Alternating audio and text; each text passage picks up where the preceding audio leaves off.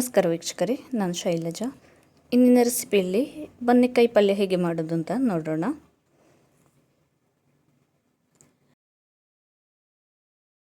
ನಾನಿಲ್ಲಿ ಒಂದು 10 ಬದನೆಕಾಯಿನ ತಗೊಂಡು ಈ ರೀತಿಯಾಗಿ ತುಂಡು ತುಂಡು ಮಾಡಿ ಇಟ್ಕೊಂಡು ನೀರಲ್ಲಿ ಹಾಕಿಟ್ಟಿದ್ದೇನೆ. ಹಾಗೆ ಎರಡು ಈರುಳ್ಳಿಯನ್ನು ಕೂಡ ತಗೊಂಡು ಈ ರೀತಿ ಉದ್ದಕ್ಕೆ ತುಂಡು ಮಾಡಿ ಇಟ್ಕೊಂಡಿದ್ದೇನೆ.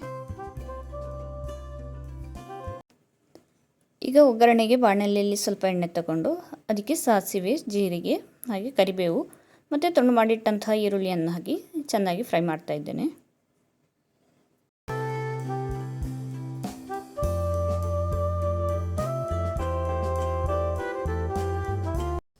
ಈರುಳ್ಳಿ ಸ್ವಲ್ಪ ಕಂದು ಬಣ್ಣಕ್ಕೆ ಬರುವಾಗ ಅದಕ್ಕೆ ಸ್ವಲ್ಪ ಅರಿಶಿನ ಹಾಗೆ ಖಾರದ ಪುಡಿ ಹಾಗೆ ತುಂಡು ಮಾಡಿಟ್ಟಂತಹ ಬದನೆಕಾಯಿಯನ್ನು ಕೂಡ ಹಾಕ್ತಾ ಇದ್ದೇನೆ.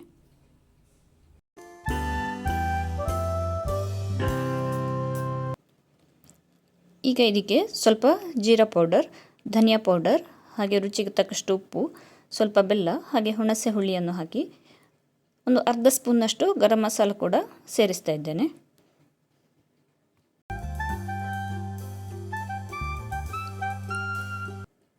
ನಾನೀಗ ಒಂದು ಅರ್ಧ ಲೋಟದಷ್ಟು ಇದಕ್ಕೆ ನೀರು ಸೇರಿಸಿ ಬೇಯಲಿಕ್ಕೆ ಇಡ್ತಾ ಇದ್ದೇನೆ.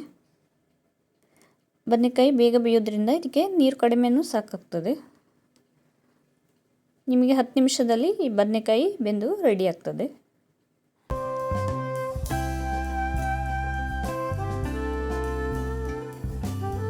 ಈಗ ಬದನೆಕಾಯಿ ಸುಮಾರು ಬೆಂದ್ಕೊಂಡು ಬಂದಿದೆ.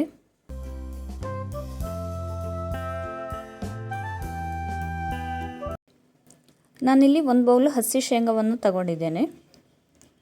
ಅದನ್ನು ಚೆನ್ನಾಗಿ ಹುರಿದು ಅದರ ಸಿಪ್ಪೆಯನ್ನೆಲ್ಲ ತೆಗೆದು ಮಿಕ್ಸಿಗೆ ಹಾಕಿ ಗರಗು ಪುಡಿ ಮಾಡ್ತಾ ಇದ್ದೇನೆ.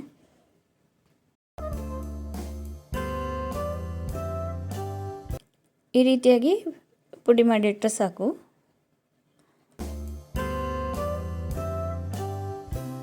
ಈಗ ಬದನೆಕಾಯಿ ತುಂಡುಗಳೆಲ್ಲ ಚೆನ್ನಾಗಿ ಬೆಂದಿದೆ.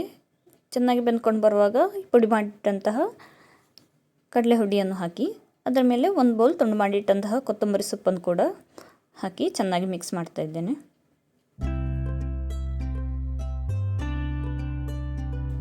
ಅತಿ ಕಡಿಮೆ ಸಮಯದಲ್ಲಿ ಮಾಡಬಹುದಾದಂತಹ ಬದನೆಕಾಯಿ ಪಲ್ಯ ಇದು. ಹಾಗೆ ಅಷ್ಟೇ ರುಚಿಕರ ಕೂಡ ಆಗಿರ್ತದೆ.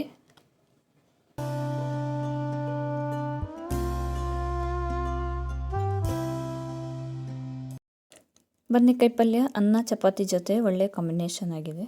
ನೀವು ಟ್ರೈ ಮಾಡಿ ನೋಡಿ.